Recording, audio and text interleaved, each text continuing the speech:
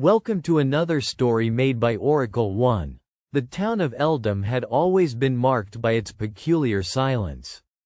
Nestled in a remote valley fringed by dense woods and fog-drenched hills, it was the sort of place the outside world tended to forget. The townsfolk lived simple lives, mostly farming and crafts, but a shadow loomed over Eldam that no one could explain for generations. No child born in Eldam bore a single tooth. Not a single incisor, canine, or molar would break through the gums, leaving mouths perpetually soft and vulnerable. For decades, parents watched helplessly as their infants struggled to nurse and later to eat, turning pale as meals grew to morning rituals. Wisps of hope had flickered now and then, only to be suffocated by the overwhelming weight of this curse. Into this strange tale stepped Father Marcellus, an austere and enigmatic priest whose arrival sent low murmurs throughout the township. He came clad in the weathered, black robes of a traveling preacher, his eyes sharp but tired, as if haunted by knowledge too dreadful to confess. Marcellus claimed to have wandered through many parishes, encountering shadows not seen by ordinary men, and he had heard of Eldam's affliction. With a voice that carried the gravity of confession, he announced he had come to perform a ritual to reclaim the lost teeth of the town's children. Eldam welcomed the priest with a mixture of hope and apprehension. The night Marcellus chose to conduct his rites was heavy with foreboding.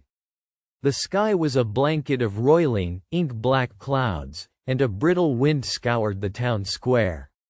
The ritual required sacred implements. A chalice of wine freshly pressed from their orchards. A cross wrought from ancient oak found deep in Eldam's oldest forest, and most unsettling of all, dust gathered from freshly disturbed graves in the overgrown cemetery. The prospect of desecrating resting places made many wary, but desperation silenced dissent. Under the flicker of oil lamps, Marcellus began. His voice recited prayers and incantations murmured from arcane texts clipped with age and stained with unspeakable stains. He sprinkled the grave dust in a circle before him and drank from the wine, letting it pool at the bottom of his mouth before inhaling sharply. His hands moved deftly, weaving signs that shimmered like thin air. The townsfolk, men and women alike, gathered on the edges of the square with their children pressed close, watching with eyes wide and braced lungs. Hours passed. The ritual seemed locked in a timeless dance, with the priest's voice rising and falling like the desperate tides of a storm. As midnight struck, the wind tore open the clouds, revealing a churning moon. That was when the first child's mouth began to tremble.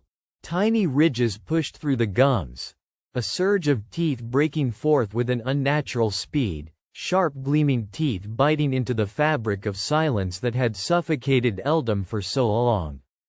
The children began crying, but not in pain. The cries were raw relief, a primal awakening. Eldam's sons and daughters had at last been gifted their teeth. But the relief was immediate and total, and the horror did not wait to bloom. That night, the children could not sleep. Their new teeth itched and pulsed as though awakened from some deep, ancient slumber. When the first light filtered through the leaves, something had shifted in Eldam's woods. A low, creeping hum vibrated through the trees, blending with whispered laughter and the unsettling sound of something gnashing. Over the next days, the teeth grew longer, sharper, far sharper than children's teeth usually could. Some children began to snarl when hungry, their mouths filling with saliva darker and thicker than blood. At first, the people thought it a side effect of the ritual.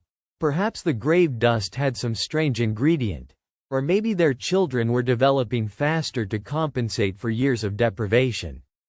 But then they began to disappear. It began subtly. One morning, one of the town's youngest, a boy named Thomas, was found face down in the forest, his gums torn at and bloody. Only his body was returned, mutilated and unrecognizable. Then twins vanished during play, and a series of guttural howls rolled through the night from the woods, suffocating the town in fear. Desperation drove the parents to confront Father Marcellus, but the priest seemed transformed.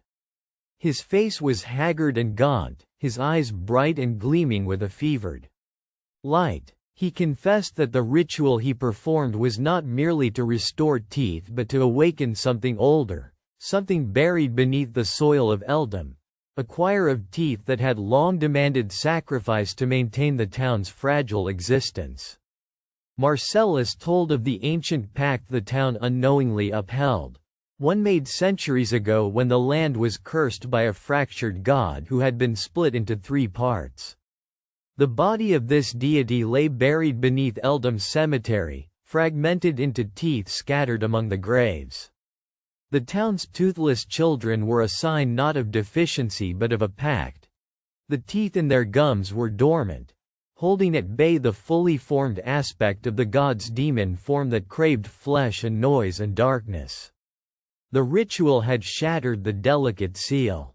The grave dust, laced with fragments of this god's essence, had infused the children, awakening the teeth.